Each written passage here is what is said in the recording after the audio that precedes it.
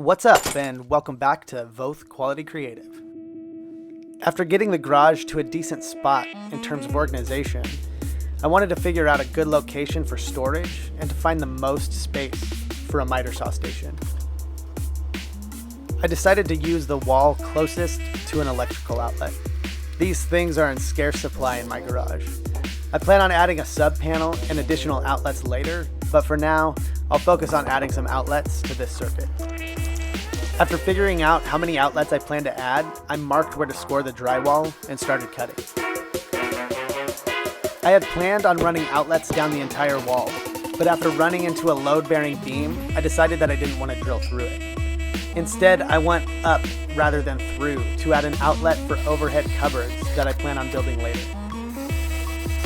I drilled holes through the 2x4s to run Romex later after the electrical boxes are installed. These additional outlets will provide power for lighting and a charging station, as well as the miter saw. And here you can see that beam that I'm avoiding, so I'm installing an electrical box a couple feet above the other box. I'm also going to run wire to the lowest point of the wall that I can go to provide power to the miter saw. I'm definitely speeding through this process since this video is more to show what I'm doing rather than how to. I'm not a certified electrician, but with that said, whenever I do electrical work, I always pull a permit and have it inspected once completed. And here I'm running the Romex that is going from one outlet box to the other.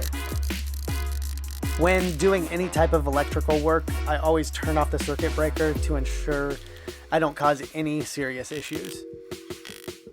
Here I'm adding some protector plates to make sure no one will drill through the electrical wire down the road. The old GFCI outlet was looking a little rough, so I really wanted to replace this while doing this work.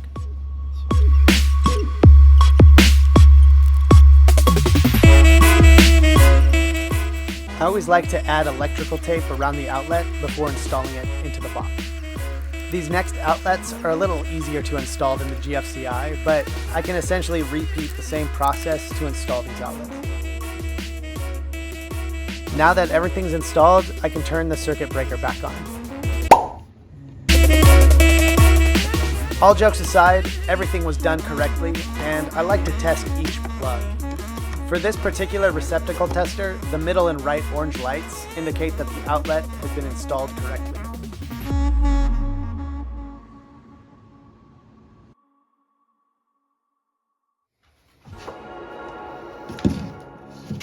Now that everything had passed the test, I could close it in and install new drywall.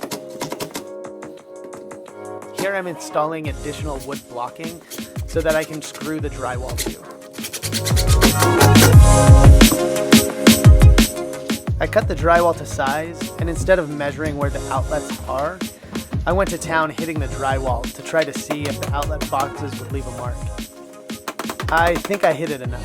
This made my life a lot easier, although I didn't cut the old drywall as straight as I would have liked.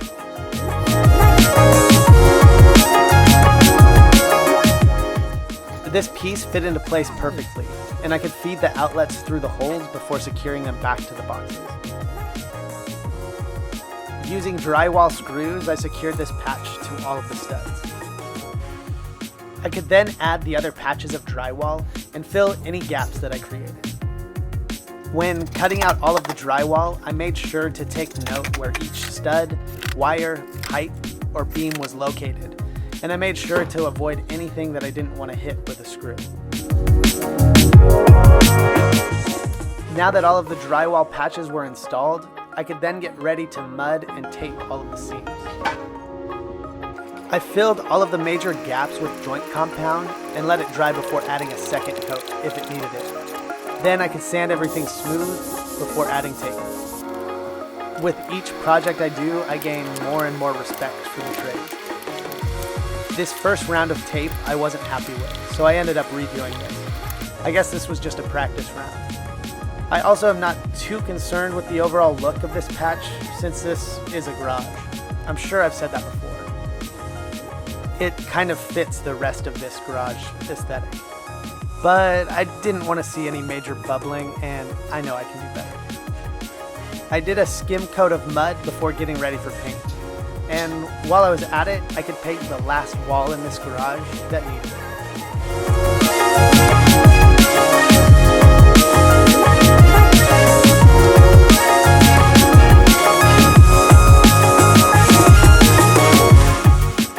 I think that looks pretty good.